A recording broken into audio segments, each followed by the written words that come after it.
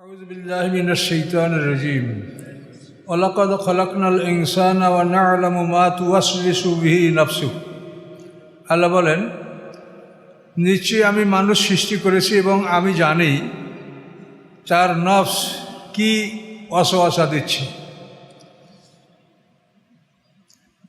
তো ওয়াসওয়াসা আসলে দেয় শয়তানে, কিন্তু এখানে আল্লাহ বলছেন নফসকে।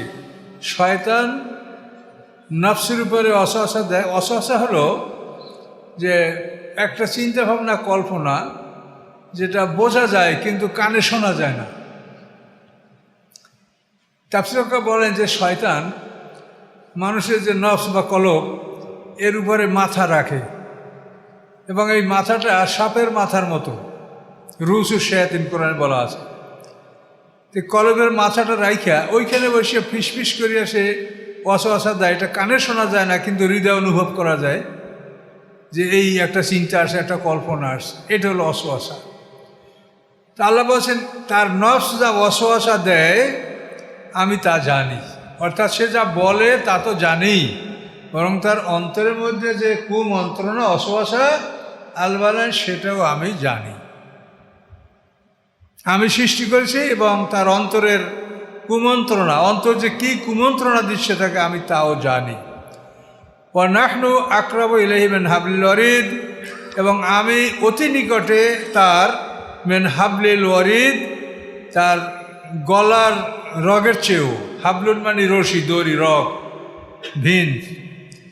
আর ওয়ারিদ হলো ঘাড়, কণ্ঠ, ঘাড়। ঘাড়ের যে রগ, কণ্ঠনালী, শাহরগ, আল্লাহ বলেন আমি তার চাইতেও কাছে অবস্থান করছি।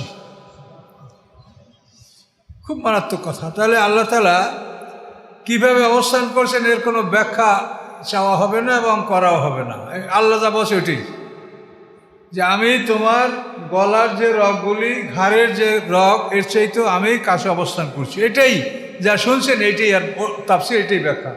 এর বাইরে কিছু বলাও যাবে না, চিন্তাও করা যাবে না। আল্লাহ যা বলছেন ঠিক।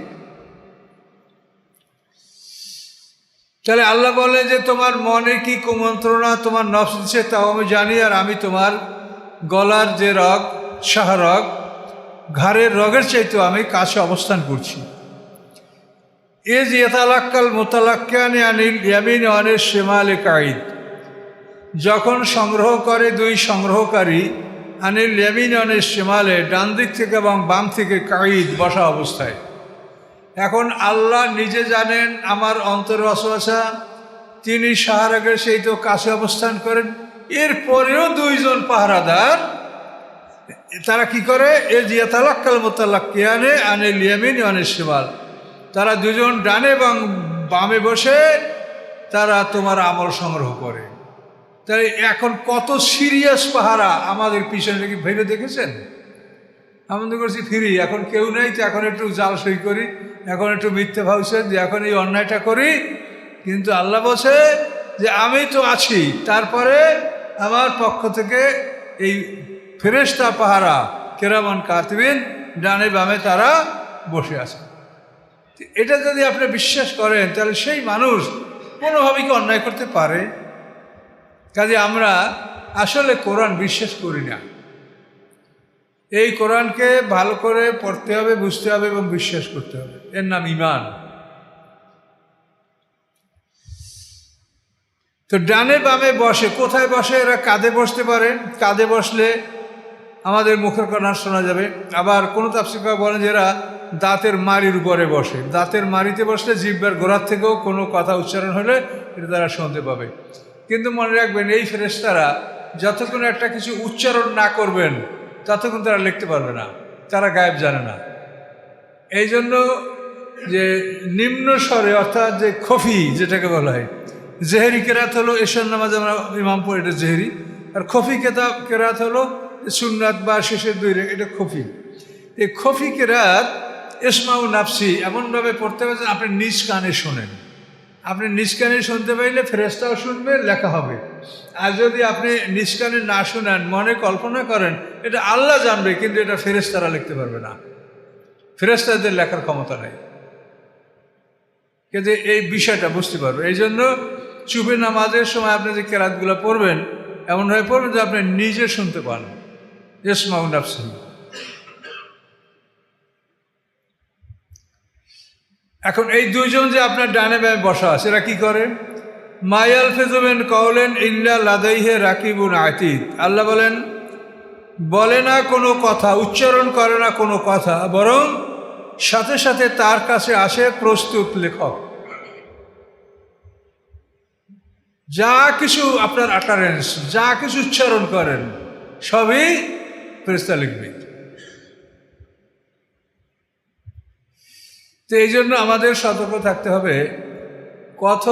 কথা যত কম বলতে পারবেন মুক্তি, আর কথা বলাই বিপদ। আপনি ফজরের নামাজ পড়ছেন, জোহর পর্যন্ত যদি আপনি একটা বাজে কথাও না বলেন তা আপনার আমার নামা ফেরেশ। ফজরে আপনি ন্যাকামল করেছেন, আবার জোহরে আপনি নামাজ পড়বেন, ন্যাকামল হবে। কিন্তু ফজর থেকে জোহর এই সময়ের মধ্যে আপনি হাজার হাজার বাজে কথা বলেন, তাহলে এগুলো তো সবই লেখা হবে। তাহলে এই তো ওজনে কী হবে? তাহলে দেখা যাবে যে দাড়িপাল্লার বাম দিক ভারী হয়ে গেছে। এই জন্য 18 পারায় কি পড়েছে আল্লাহ? অল্লাদিন মানে লাগবে মরিদুন, যে মোমেনদের জয়যুক্ত হওয়ার জন্য নামাজে তারা বিনিয়োগ হবে। 2 নম্বরই হলো বাজে কথার থেকে তারা বিরত থাকবে। এই বাজে কথা থেকে বিরত না থাকলে আপনার ন্যাকামল আসে, কিন্তু বদামল ভারী হয়ে যাবে যদি এই বদামলের কথা যদি সংখ্যা বেশি হয়। 8 ঘন্টায় তো আপনি 8000 কথা বলতে পারবেন। এইরকম কিছু লোক আছে কথা বলতেই থাকে,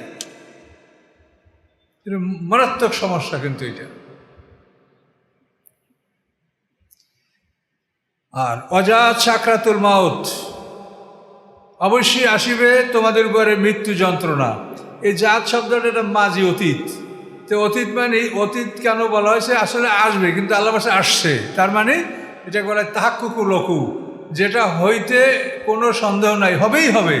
এইটাকে আল্লাহ তাআলা অতীত শব্দ দ্বারা ব্যবহার করেন, যাতে এটার হওয়াটা একেবারে নিশ্চিত বোঝায়, হবেই হবে, মনে হয়ে গেছে। এই জন্য ইয়াজিউ মানে আসবে, কিন্তু এখানে জাত এসেছে, এসেছে মানে আসবে, নিশ্চয়ই আসবে, অবশ্যই আসবে।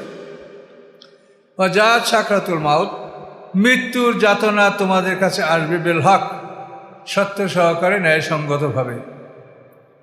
জালিকা মা কুনতা মিনহু তাহিদ, ইহা ওই জিনিস, ওই মৃত্যু এমন জিনিস যে তুমি এর থেকে দুনিয়াতে পালাতে চেষ্টা করছিলে, যে মৃত্যু থেকে আমি এড়িয়ে যাব। কত চিকিৎসা দরকার, কত ডাক্তার, কত কি, আমি সব ব্যবস্থা করে আমি মৃত্যুর থেকে আমি এড়িয়ে যাব। আর তুমি এর থেকে ভাগার চেষ্টা করছিলে, তুমি এর থেকে পালিয়ে যাবে, কিন্তু তুমি পালাতে পারবে না। কেউ পালাতে পারে নাই, তুমিও পারবে না। এরপরে এটা হলো মৃত্যু। এরপরে নুফখাবে সুর, সিংহা বাজানো হবে। ইসরাফিল আসলাম সিংহা ফুঁক দেবেন, নুফখাবে সুর। ওয়াজালিকা ইয়াউমুল ঈদ, এবং এই সিংহা যেদিন বাজবে সেই দিনটা হলো কাফেরদের জন্য শাস্তির দিন, ঈদ, শাস্তি। এই দিনে শাস্তি শুরু হবে। এই শাস্তির দিনটা কীরকম হবে?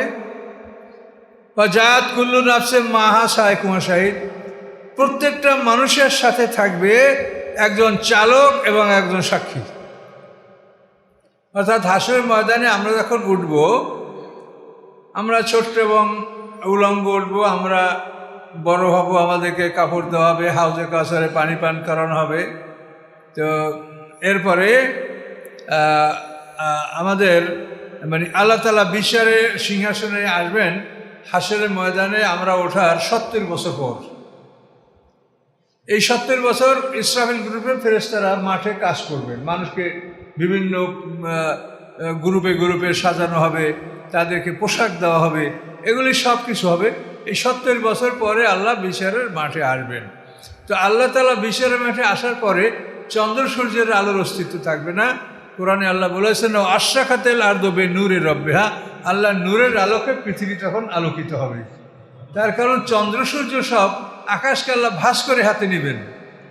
ইয়াউমা নাতমিস সামা কাতাইয়িস সিজিলিল কুতুব, বুক বাধাইকারী যাওয়া একটা বড় কাগজকে ভাস করে করে ছোট করে হাতে নেয়, ওই রকম আল্লাহ তাআলা সপ্ত আকাশকে ভাস ভাস করে তার হাতের মধ্যে নেবেন, ডাইন হাতে। আস-সামাওয়াতু মাতবিয়াতুম বিয়ামিনি, এটা সম্পূর্ণ কোরআনের কথা। তো আকাশকে যখন ভাস করে হাতে নেবেন, তো অবশ্যই চন্দ্র সূর্যের আলো প্রকাশিত হওয়ার কোনো সুযোগ থাকবে না। এই জন্য আল্লাহ নূরের আলোকে হাসরের ময়দানটা আলোকিত হবে 70 বছর পর। আর এই 70 বছর সূর্যের আলো থাকবে হাসরের ময়দানে। তো আল্লাহ রাব্বুল আলামিন বিচারের মাঠে আসবেন। আসার পর আল্লাহর সাথে যে ফেরেশতা আসবে, এটা আপনাদের বিভিন্ন বর্ণনা আমি বলেছি। আল্লাহর সাথে যে ফেরেশতা আসবে সেই ফেরেশতা হবে হাসরের ময়দানে যারা আসামি এদের 7 গুণ। প্রত্যেকটা মানুষকে 7 জন ফেরেশতা তাকে ঘিরে ফেলবে। এই 7 জন ফেরেশতা ঘেরার পরে তো তার মধ্যে 2 জন এই শায়েক এবং শাহিদ, যে 2 জনে দুনিয়াতে আমাদের আমলনামা লিখত, এই 2 জনই আইসা আমাদের গলা থেকে আমলনামা খুলবে। আমরা মরব যখন, তখন আমার আমলনামা গলায় থাকবে। আমলনামাটা মরার সময় আল্লাহ খুলে রেখে দেবেন না। দুনিয়া যারা পরীক্ষা দেয়, পরীক্ষার্থীর কাছে খাতাটা রেখে দেয়, খালি বাইরে হয়ে যায় এক্সামিনে যে পরীক্ষা দিছে। কিন্তু আমরা এই পৃথিবীতে পরীক্ষা হলে পরীক্ষা দেব, কিন্তু আমাদের এই আমলনামা হলো এটা খাতা, তো এইটা আল্লাহ রেখে দেবেন না। এটা গলায় নিয়ে আমরা বিদায় হব, আর এইটা গলায় নিয়ে হাসরের ময়দানে উঠব, এবং এইটা দিয়েই আমাদেরকে চিহ্নিত করা হবে যে আমাদের আমলনামার হেডলাইন হলো লা ইলাহা ইল্লাল্লাহু মুহাম্মাদুর রাসূলুল্লাহ। আবার মুসা আলাইহিস উম্মতের আমলনামার হেডলাইন হলো লা ইলাহা ইল্লাল্লাহু মুসা কালিমুল্লাহ। এভাবে যে আমলনামাটা আমাদের গলায় থাকবে। এই আমলনামাটা গলায় লটকানো হয় বালেগ হওয়ার পর। নাবালেগ বাচ্চাদের গলায় আমলনামা থাকে না। নাবালেগরা যে ন্যাকামল করে, এটা তার বাপ মায়ের আমল আল্লাহ লিখে দেন, এবং তারা কোনো পাপ করলে সেটা আল্লাহ মাফ করে দেন। তো বালেগ হওয়ার সাথে সাথে আমলনামা গলায় লটকানো হয়, এটা খোলা হয় না। এটার বহু কারণ আছে। তার কারণ আমরা মরে গেলে আমাদের আমার আর ঢোকাবার কোনো ক্ষমতা নাই, কিন্তু অন্যরা ঢুকাইতে পারবে। আপনার মোবাইলে আরেকজন টাকা ঢুকিয়ে দিতে পারে। তো মরার পরে এই আমলনামায় বাইরের থেকে নেক আমল ঢুকবে। সন্তানরা দোয়া করবে, দান সৎকার করবে, পিতামাতার জন্য দান খয়রাত নেক আমল এগুলো করবে, এগুলা ঢুকবে। আল্লাহ যদি রাজি হন তো এগুলো আমলনামায় ঢুকবে। তো এই জন্য আল্লাহ তাআলা আমলনামাটা গলায় রেখে দেন, এই সিস্টেম। সম্পত্তি বন্টনের সময় আল্লাহ কি বলছেন? লা তাদরুনা আইয়ুম আকরাবু লাকুম নাফা। আল্লাহ বলেন যে আমি এতগুলো মানুষের মধ্যে তোমার সম্পত্তি বন্টন করে দিলাম, তোমরা জানো না যে কে তোমাদের উপকারে আগেই আসবে। তাহলে বোঝা যায় যে উপকার করার ক্ষমতা একটা আছে। কোরআন আয়াতে এটা প্রমাণ করে না? লা তাদরুনা আইয়ুম আকরাবু লাকুম নাফা। তোমাদের উপকারের জন্য কে এগিয়ে আসবে তোমরা জানো না। এই সবার মধ্যে আমি দিলাম, সবাইকে দাও। কিন্তু আমরা তো চাই না, আমরা চাই না আমি ছেলেকে দিয়ে দেবো সব। যে আল্লাহ চাইতে বেশি বোঝা মহাবিপদ। আল্লাহ বলছেন আমি সবাইকে দিয়েছি, এর মধ্যে কে তোমাকে সাহায্যের জন্য আগাই আসবে সেটা আমিই জানি, কাজে সবাইকে দাও, কাউকে বঞ্চিত করো না। এভাবে সম্পত্তি বন্টন হবে আল্লাহর হুকুমে। এখানে যেন আপনি কাউকে জিতানো ঠকানো, এইটা চিন্তা করেন মহাপাপ। এটা মহাপাপ, মানে এটা নিজে মালিকানা করা। আল্লাহ বলছে মালিক আমি, আর আপনিও মালিকানা করলেন যে আমার সম্পত্তি আমি যাকে ইচ্ছে তাকে দেব, এই মালিকানা, এটা শিরক পর্যায়ে গুনাহ হবে। এই জন্য আল্লাহ বলছেন সম্পত্তি বন্টনের আইনের শেষে যে আইন লঙ্ঘন যারা করবে তারা অনন্তকাল দোজখে থাকবে। এটার কারণ হলো এই সম্পত্তি নিয়ে যদি কেউ নিজে এটার উপরে হস্তক্ষেপ করে, যেটা আল্লাহর সাথে শিরক হয়। আল্লাহ বলেন আমি মালিক, আপনিও মালিক। আমরা কেউ মালিকানা করতে পারবো না, আমরা গোলাম। পৃথিবীতে আমরা একটা মালিকানা করি, এটা হলো পৃথিবীর শৃঙ্খলা রক্ষা করার জন্য। এই জমি জমা কেনা, দলিল পত্র, এটা হলো পৃথিবীর শৃঙ্খলার জন্য এটা করতে হয়, তাহলে পৃথিবীর শৃঙ্খলা থাকে না। কিন্তু এটার মানে আমরা মালিক না, এটা হলো পৃথিবীর শৃঙ্খলা বজায় রাখার জন্য আমরা এটা করে পৃথিবীতে বসবাস করছি। তো মালিক হচ্ছেন আল্লাহ, আমরা হচ্ছি আল্লাহর গোলাম, আর এই গোলাম হওয়াটাই আমাদের কাজ। আল্লাহ বলছেন তুমি গোলাম হও, ভেস্তে যাও, কাজে আমরা গোলাম। এটাই মনে রাখতে হবে সবসময়। এখন দেখেন এখানে আল্লাহ কি বলছেন, প্রত্যেকটা মানুষের কাছে আসবে একজন শায়েক। শায়েক মানে পরিচালক, অশাহী তার একজন সাক্ষী।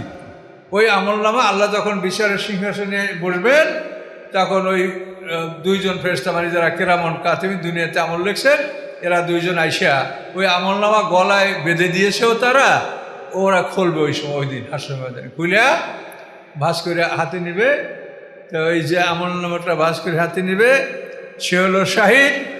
আর শায়েক মানে যে তাকে আল্লাহর কাছে নিয়ে যাবে, চালাই নিয়ে যাবে।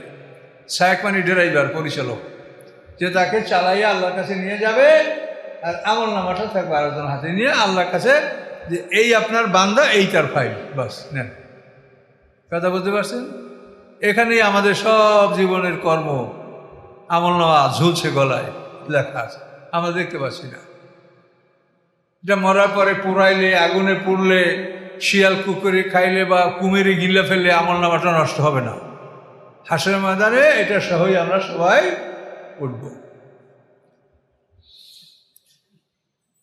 তো আল্লাহ বলেন যে হাসরের ময়দান কিভাবে আসবে, সিংহা বাজানো হবে, প্রত্যেকটা মানুষের সাথে থাকবে শায়েক, তাকে পরিচালনা করে নিয়ে আসবে, ও শাহিদ এবং সাক্ষী, দুইজন ফেরেশতা, একজন হাতে আমলনামাটা থাকবে, আল্লাহর কাছে নিয়ে যাবে। এই আমলনামা তখন আল্লাহ তাআলা তাকে প্রশ্ন করবেন, পরীক্ষা করবেন, কনফার্ম করবেন যেগুলো তুমি করেছো কিনা। এগুলো চূড়ান্ত করার পরে তারপর আল্লাহ মাপার পালার উপরে দিবে আল্লাহ তাআলা। আজাদ কুল্লু নাফসে মাহা শায়েক ও শাহিদ। আল্লাহ বলেন লাকাত কুনতাফি গাফলাতিম মিন হাজা, এই যে তুমি এখন আমলনামা সহ আমার কাছে হাজির হলে, দুনিয়াতে এ ব্যাপারে তুমি উদাসীন ছিলে, এটা তুমি চিন্তা করো নাই যে আমি আমার আমলনামার ফাইল সহ আল্লাহর কাছে উপস্থিত হব। এটা তুমি দুনিয়ায় চিন্তা করো, তুমি এবারে গাফেল ছিলে, উদাসীন ছিলে, তোমার এটা মনে আসে নাই যে আমার এই ফাইল সহ আল্লাহর কাছে আমাকে উপস্থিত করা হবে। কথা বলতে পারছেন? ফাইলের মধ্যে সব কিছু। মালে হাজাল কিতাবে লা ইউগাদিরু সাগীরাতান ওয়ালা কাবীরাতান ইল্লা আহসাহা। মানুষ বলবে কি হলো আমার আমলনামার, যে ছোট বড় কিছুই তো সে বাদ রাখে নাই, সবের মধ্যে আছে। এই ফাইল সহ আসামিকে আল্লাহর কাছে হাজির করা হবে। আল্লাহ বলেন লাকাত কুনতা ফি গাফলাতিম মিন হাজা, তুমি পৃথিবীতে এই ব্যাপারে উদাসীন ছিলে। ফাকাশাফনা আনকা গিতাক, আজকে আমি তোমার চোখের পর্দা খুলে দিলাম, চোখের আবরণ তুলে দিলাম। ফাবাসারুকা আল-ইয়াওমা হাদীদ, তোমার চক্ষু এখন তীক্ষ্ণ দৃষ্টিতে এগুলো দেখতে পাচ্ছি। পরিষ্কার চোখে, তোমার চশমা লাগবে না, অন্য কিছু লাগবে না। আল্লাহ বলেন তোমার চোখের আবরণ আমি তুলে দিলাম, এবার তীক্ষ্ণ দৃষ্টিতে তুমি দেখতে পাচ্ছ যে এগুলি তোমার কাজ হচ্ছে। আমরা এগুলো এভাবে দেখবো হাসরের ময়দানে, দেখাবে না আল্লাহ। কাজের জন্য এখন আমাদের প্রস্তুতি গ্রহণ করতে হবে। কি মারাত্মক কথা! বা বাসারুকুল হাদিদ, হাদিদ মানে ধারালো, মানে খুব তীক্ষ্ণভাবে তুমি দেখতে পাচ্ছ সুন্দর করে যে কি করা হচ্ছে। এবং এখানে তাফসীর কাকা বলেন যে যে মিজানের যে লেসান, মিজানেরও দাড়িপাল্লার লেসান হলো কাঁটাটা, এটা আরবিতে লেসান বলা হয়। তো লেসানুল মিজান, এই যে মিজানের কাঁটাটা, ওইটার দিক খুব তীক্ষ্ণ দৃষ্টিতে তাইয়ে থাকবে যে এটা কোন দিক যায়, কি ডানে যায় না বামে যায়, আরে এটা কোন দিক যায়। যদি এটা বামেই ঝুঁকে গেল তাহলে আর কোনো উপায় নাই, তাকে শাস্তি ভোগ করতে হবে। আল্লাহ বলেন আজকে তোমার চক্ষু তীক্ষ্ণ দৃষ্টি সম্পন্ন, খুব সুন্দর করে তোমার চক্ষু দেখতে পাচ্ছি। অকালা কারিনু হাজা মালাদাইয়া আতিদ, এবং তার সাথী, কারিন মানে সাথী, ফেরেশতার সাথী, বন্ধু। এই ফেরেশতার সাথী বলবে আল্লাহ এই নেন, তার সব কিছু এখানে প্রস্তুত, তার সমস্ত জীবনের কর্ম এই রেডি, প্রস্তুত, কোনো কিছু বাদ নেই, সব এখানে আছে। হাজা মালাদাইয়া আতিদ, আমার কাছে তার সমস্ত জীবনের কর্ম এটা প্রস্তুত, নেন। তখন আল্লাহ তাআলা দেখে তাকে রায় দিয়ে দেবেন কি, আলকিয়া ফি জাহান্নামা কুল্লা কাফফারিন আনিদ, যে তোমরা দুজনে ওকে জাহান্নামে নিক্ষেপ করো, সকল কাফের এবং সকল অবাধ্য, এদেরকে তোমরা দুজনে ধরে, ওই প্রত্যেকের সাথেই দুজন, আমার সাথে দুজন, আপনার সাথে দুজন, যদি ভাগ্য খারাপ হয় তা আল্লাহর আদেশ হলো তোমরা দুজনে ওকে ধরে জাহান্নামে ফেলে দাও। আলকিয়া, আলকিয়া মানে তোমরা দুজনে ফেলাও, ফি জাহান্নামা, জাহান্নামের মধ্যে, কুল্লা কাফার, সকল অবিশ্বাসী, আনিদ, অহংকারী, যে দুনিয়া অহংকার করেছে, কালামের দিকে সে আত্মসমর্পণ করে নাই। সে হলো অবিশ্বাসী এবং অহংকারী। মান্নাইনিল খায়রে, ভালো কাজে বাধা দানকারী, ভালো কাজ করতে দেয় না, ভালো কাজে বাধা দানকারী। মুতাদেন, সীমালঙ্ঘনকারী, মুরিব, সন্দেহ পোষণকারী। আমরা সমাজে ভালো কাজে বাধাগ্রস্ত হচ্ছি, কিন্তু খারাপ কাজে কোনো বাধা হয় না, সেখানে খুবই সুযোগ সুবিধা আছে। কিন্তু ভালো কাজ করতে গেলেই আমরা বাধার সম্মুখীন হই, এটা তো আপনারা অনুভব করছেন। এই জন্য আল্লাহ বলছেন মান্নাইনিল খায়ের, এই ভালো কাজে যারা বাধা দেয় তাদের অবস্থাটা কি হবে এখান থেকে বুঝে রাখেন। মান্নাইনিল খায়ের, ভালো কাজে বাধা দান। বুঝতে পারছেন? ভালো করে চিন্তা করেন। মান্নাইনিল খায়ের, ভালো কাজে বাধা দান। মুতাদিন, সীমালঙ্ঘনকারী, সন্দেহ পোষণকারী, মহাবিপদ তাদের জন্য হবে। আল্লাযী জাআলা মা আল্লাহ ইলাহান আখার, যারা আল্লাহর সাথে অন্য ইলাহ নির্বাচন করেছে। আরবের বসে কি করতো, আল্লাহ তো আছেই, আমরা আছি, আল্লাহ কমান্য করি না, কিন্তু এই লাত, উজ্জা, মানাত, ওল, হবল, এগো এরা থাকবে আল্লাহর সাথে। এ আল্লাহর সহযোগী। একা আল্লাহ কি আমাদের সবার কথা শুনতে পারবে? কাজে এরা আল্লাহর সহযোগী, এরা কোরবান, হ্যাঁ, আল্লাহর কাছে নিয়ে যাবে আমাদেরকে। এই জন্য আল্লাহর সাথে এগুলো থাকা দরকার। এই জন্য আল্লাহ বলেন আল্লাযী জাআলা মা আল্লাহ ইলাহান আখার, যারা আল্লাহর সাথে অন্য মাবুদ, অন্য ইলাহ নির্বাচন করেছে। আল্লাহ বলেন ফালকিয়াও ফিল আযাবিশ শাদীদ, তোমরা দুজনে তাকে কঠিন শাস্তিতে নিক্ষেপ করে দাও। তাহলে এই যে দুজন ফেরেশতা এখন আমাদের দুনিয়ায় কাজ করছে, এরাই কিন্তু হাসরের ময়দানে বিচারের সময় আমলনামা খুলবে এবং এরাই আমাকে দোজখ পর্যন্ত পৌঁছে দেবে। কি কথা বুঝতে পারছেন? আর যদি জান্নাতি হন তাহলে জান্নাতে পৌঁছে দেবে এই ফেরেশতারাই, অন্য কেউ না।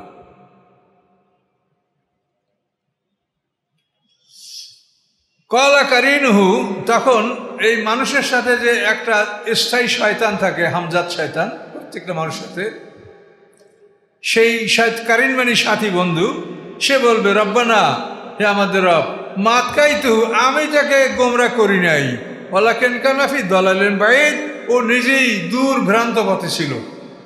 কথা বলতে পারছেন? আমি কিছু করিনি, শয়তান না, আমি কিছু করিনি, শয়তান বলবে।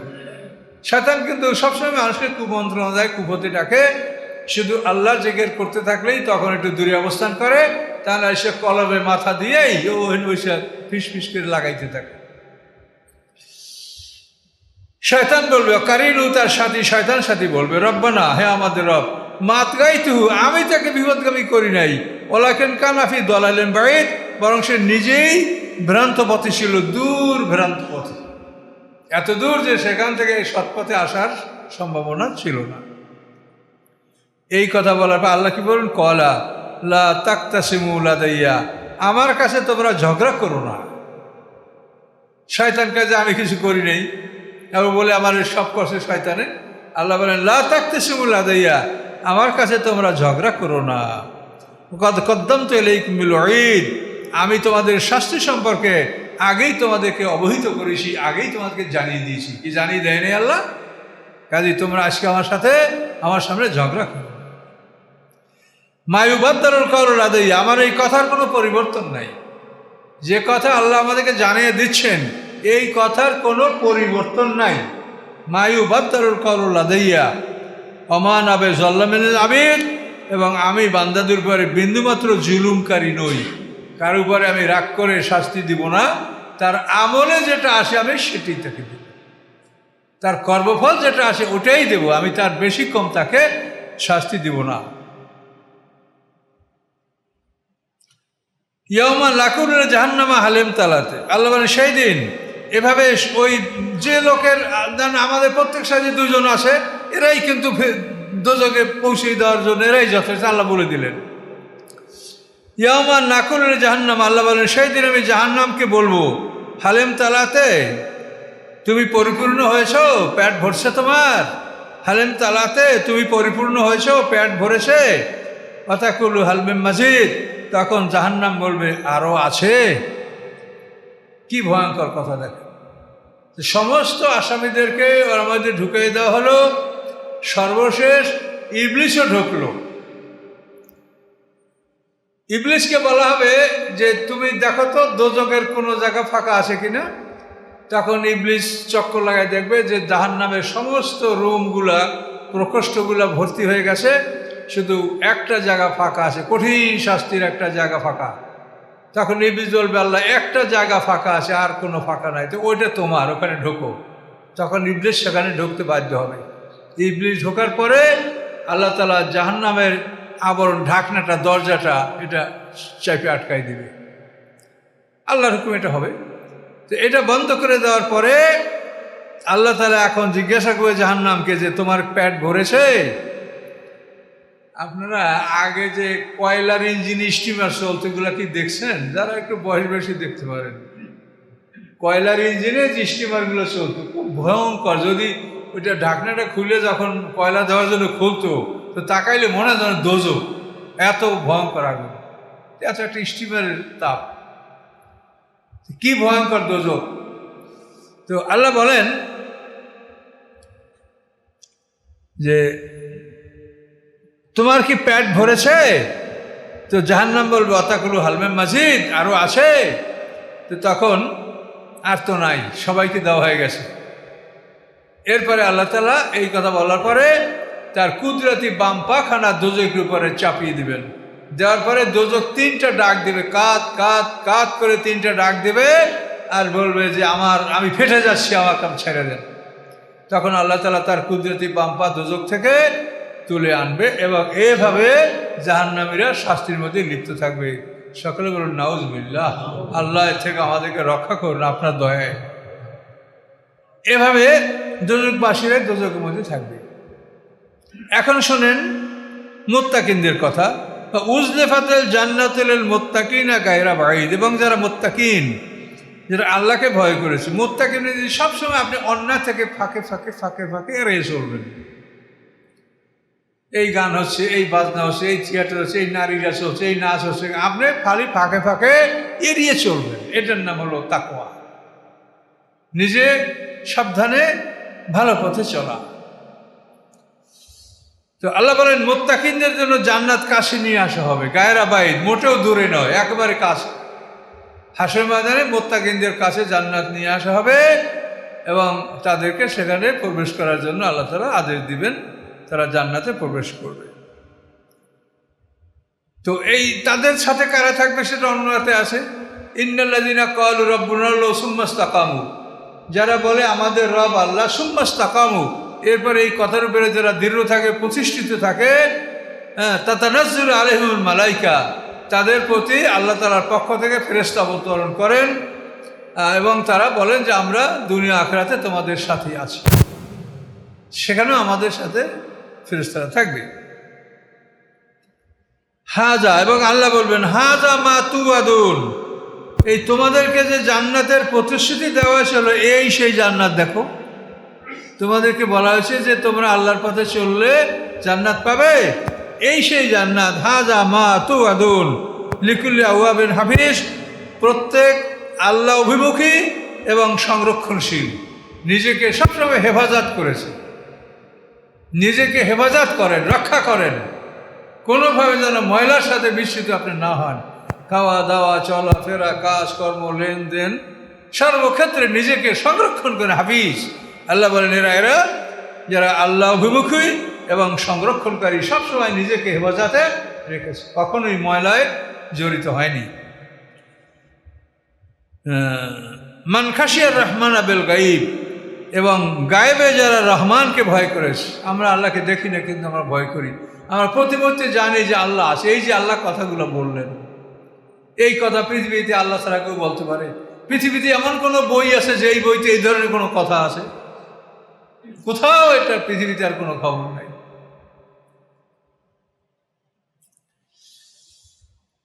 মান খাশিয়ার রহমান বিল গায়েব, যে গায়েবে রহমানকে ভয় করে। শোনেন, আমরা কিন্তু সবই গায়েবে বিশ্বাস করি, হাজির নাই কিচ্ছু আমাদের। দেখেন, আমি যে আমার পিতার সন্তান, এটা গায়েবে বিশ্বাস। এটা কি আমি বা আপনি কেউ বলতে পারবেন যে আমি এই বাবার জন্মে হয়েছি, এই মায়ের পেটে হয়েছি? কিচ্ছু বলার ক্ষমতা নাই।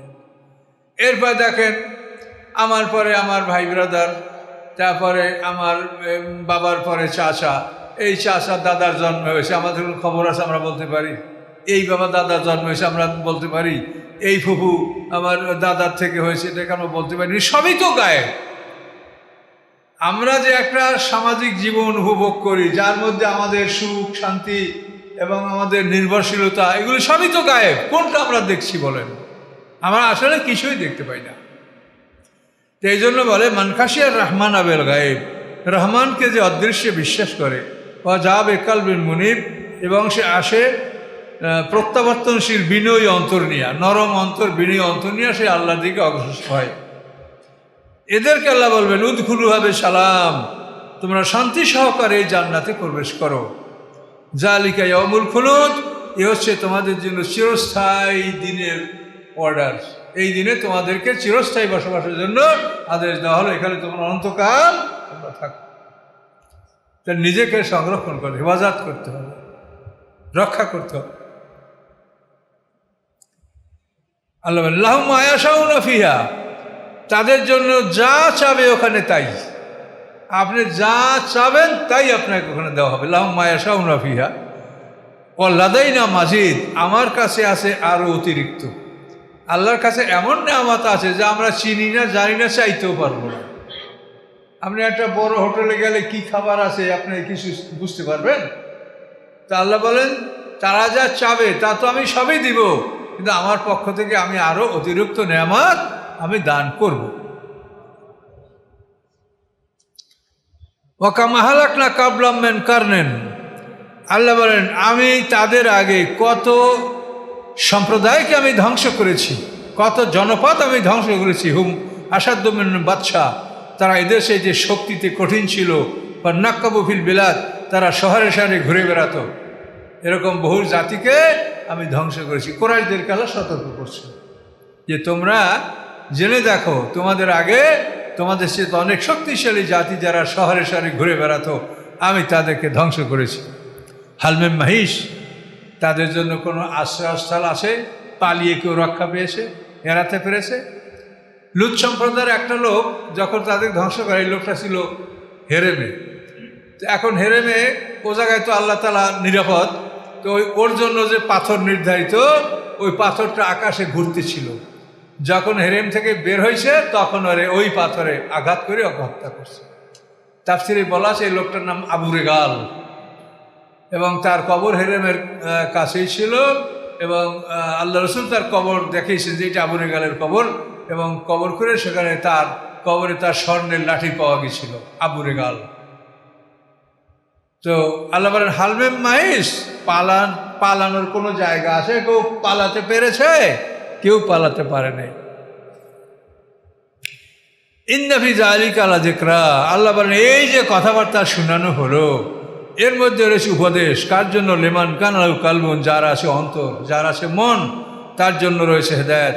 আলকাস সামা, অথবা যে কান পেতে শোনে, ভালো করে কান লাগাইয়া শোনে, হুয়া শাহিদ, এবং সে উপস্থিত। উপস্থিত মানে মন নিয়ে উপস্থিত, মানে অ্যাটেনশন নিয়ে পুরো মনোযোগ সহকারে সে যে শোনে, তার জন্য এই কথার মধ্যে উপদেশ রয়েছে।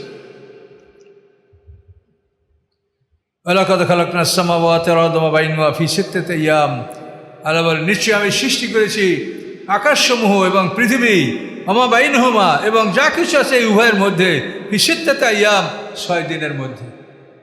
রবি সোম 2 দিনে পৃথিবী, মঙ্গল বুধ 2 দিনে পৃথিবীর মধ্যে নদী সমুদ্র পাহাড় পর্বত, বৃহস্পতি শুক্রবার আকাশ, এবং আকাশের মধ্যে অন্য সব কিছু।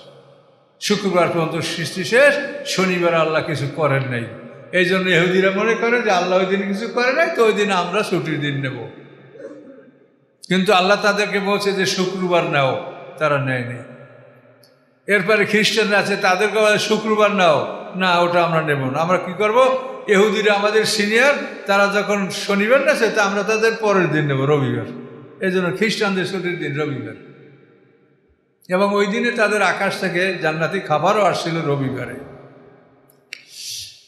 তো আল্লাহ বলেন আমা মাসসানা মিন লুগুব, এই আকাশ পৃথিবী সৃষ্টি করাতে আমার আমি পরিশ্রান্ত হই নাই, আমি ক্লান্ত হই নাই।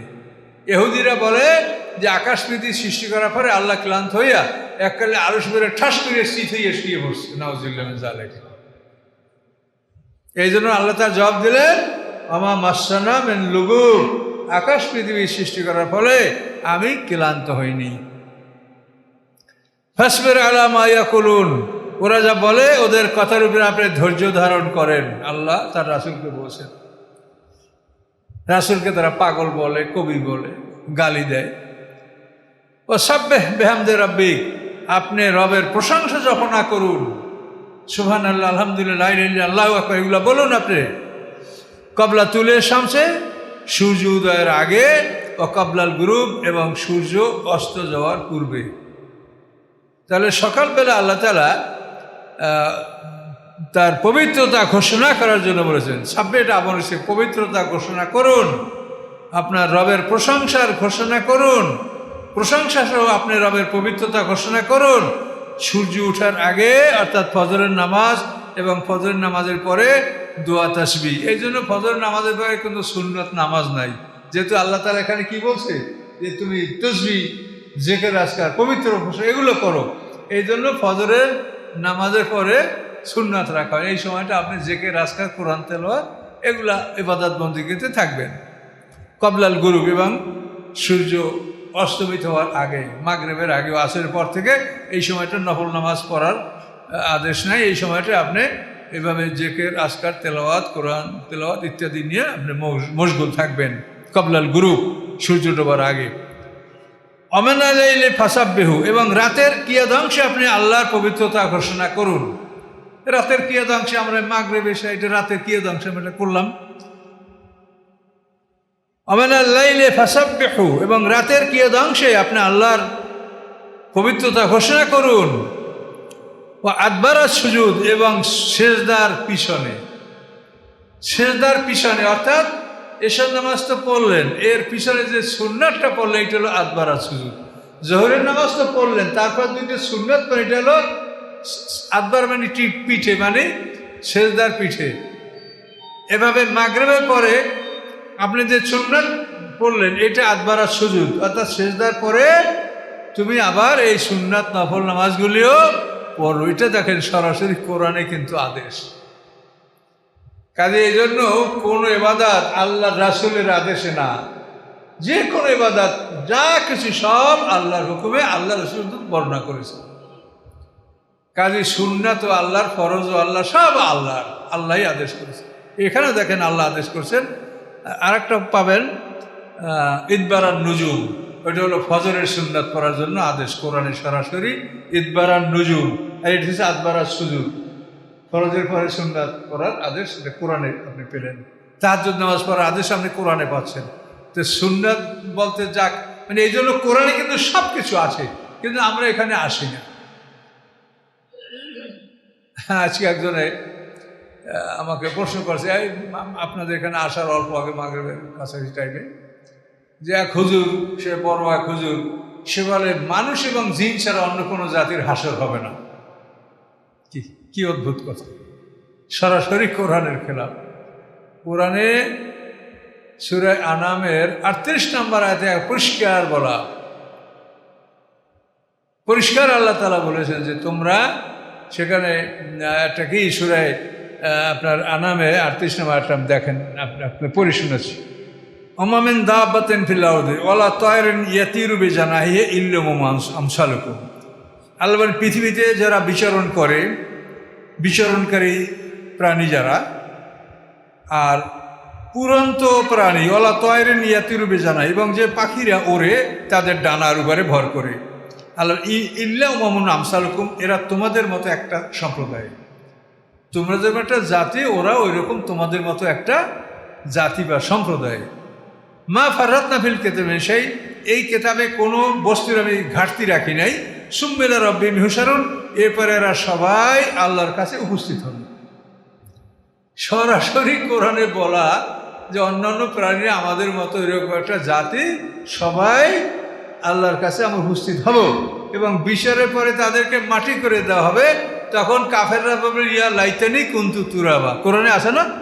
এইগুলো কোরআনে থাকার পরে একজন আলেমে যদি বলে যে মানুষের জিন ছাড়া কেউ হাসর হবে না, এই মৌলবী সাহেবরা কি, এরা তো কোরআন মানে না, এগুলো বেশি নামাজ হয়, কি আশ্চর্য ব্যাপার বলেন তো। একটা মানুষ অন্য গুণাকারী সে আলাদা। কোরআন যদি না মানে তারপরে সে কি মোমেন হয়?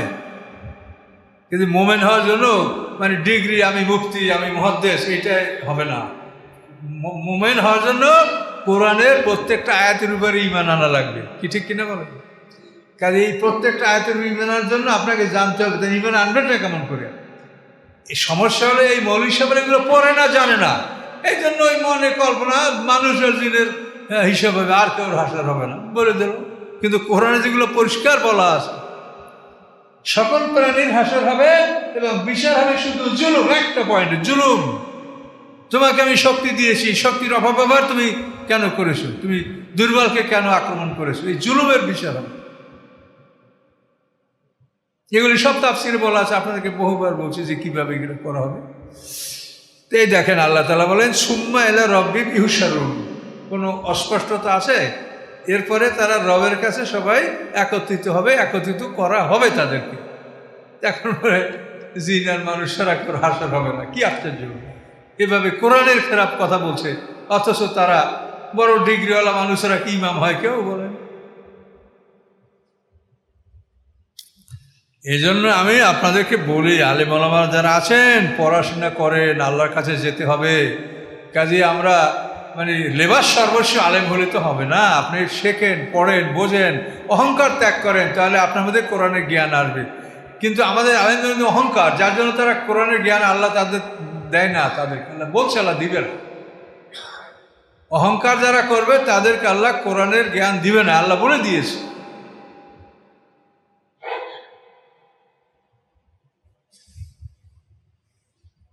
হাসবির আল্লামা ইয়াকুন সাব্বিহ বিহামদি রাব্বিক ক্বাবলা তুলি শামস কবুর ওমিন আল-লাইলি ফাসজুদ লাহু ওয়া আদবারা সুজুদ। রাতের কিয়দাংশে আল্লাহর পবিত্রতা ঘোষণা করুন এবং আদবারা সুজুদ, সেজদার পরে, অর্থাৎ ফরজ নামাজের পরে সুন্নাত নফল পড়বে। এটা আল্লাহ কোরআনে বলে দিয়েছে। অষ্টমে আপনি মনোযোগ সহকারে শুনুন। ইয়াউমা ইউনাদিল মুনাদি মিন মাকানিন কারীব।